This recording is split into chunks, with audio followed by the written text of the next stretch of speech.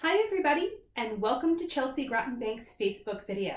Today we're going to be talking about credit and debt, and this is appropriate for students in grades 6 through 8. My name is Miria Gray, and I am the Community Education Officer here at Chelsea Groton Bank.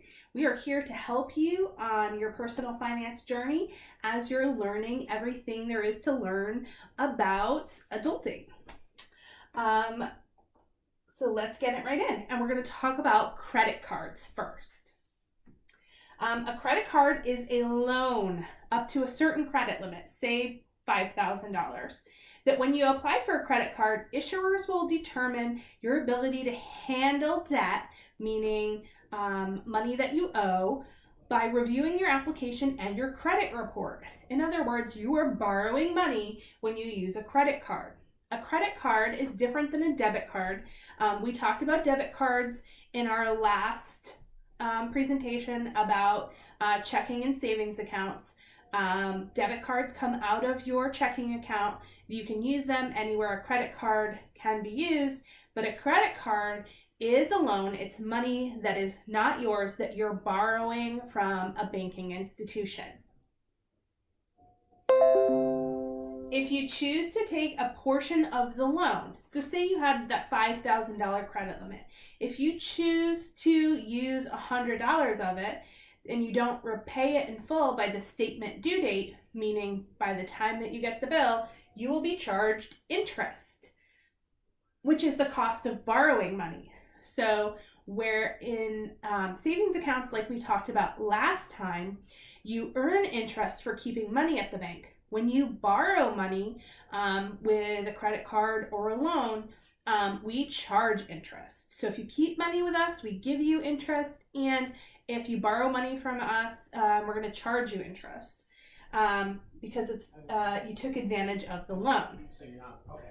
So types of credit. There are many types of credit, but the two most common types are installment loans, which is a set amount of money lent to you for a specific purpose. An installment loan is things like student loans, auto loans, or home loans. So that money doesn't come back to you.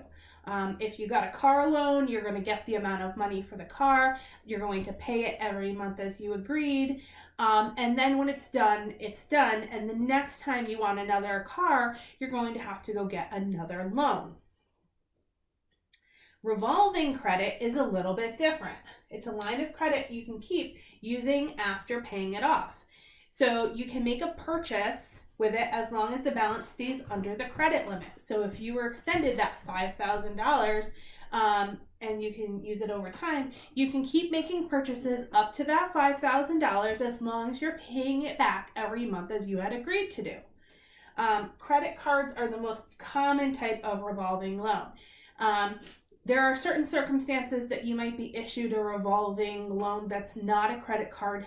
That would be something you'd have to talk about with your bank. Okay, so basically a revolving loan is exactly like a revolving door. You use the money, you pay the money back, and then that money is available to you again. Your credit report, which is what we were talking about on the first slide, is what they would check to make sure that you can be extended credit. A credit report contains information about your credit and some bill repayment history and the status of all of your credit accounts. So as you guys are starting out, when you turn 18 and you're eligible to get a credit card, you're not going to really have any credit because you've never been extended credit before. Creditors are making their best guess whether or not they think that you're going to be able to pay that back. And they base it mostly on income that you have coming in. And then they'll make judgments based on that. This information includes how often you make your payments on time, how much credit you have available, how much credit you're using, and whether a debt or bill collector is collecting money on that you owe them. Okay? So each of those things are going to hurt or harm your credit. So your credit is basically your reputation as a borrower. Do you always pay your money back like you say you should? Or do you typically, are you late on payments? Do you not pay certain people back? And then you're going to get a credit score. And the credit score is what those lenders are going to look at to decide whether or not you'd be a reputable borrower. All right, some pros and cons of credit. Some pros are you have immediate access to money. Credit can help with an expensive, unexpected emergency and give you the flexibility to pay it back over time. So say your refrigerator broke and you didn't have $3,000 to go buy a new refrigerator, but you did have a credit card. You could put the refrigerator on the credit card and then pay that bill off over time. Security. If you lose cash, it's gone. If you lose a credit card, it can be canceled. Also, if you report your stolen card promptly, you're protected against its unauthorized use.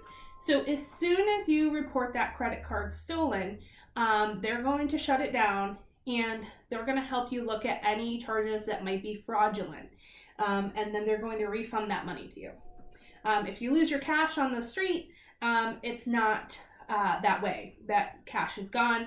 And actually, if you use your debit card, the bank may be able to refund some of that money, but they're going to have to figure out which charges were yours and which charges were stolen.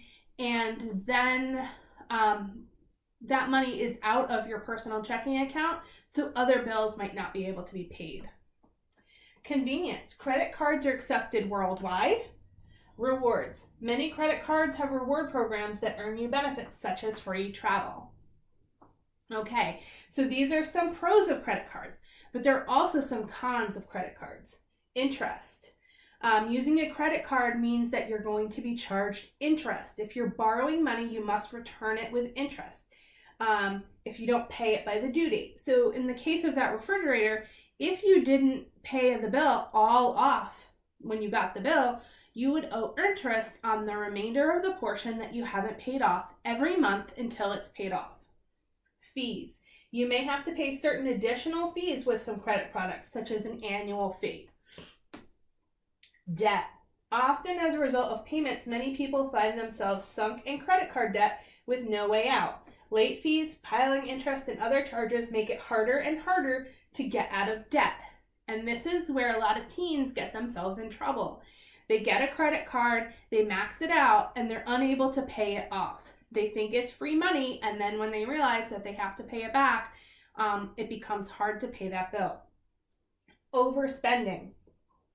When you have credit, it's easy to overspend. When you aren't exchanging actual money, it feels like you're not paying anything at all. So when you get that bill at the end of the month, it's a surprise. Do you have any questions? We'd love to hear from you. Please feel free to comment below, and we'll be happy to answer. Have a great day, and we'll talk to you soon. Bye-bye.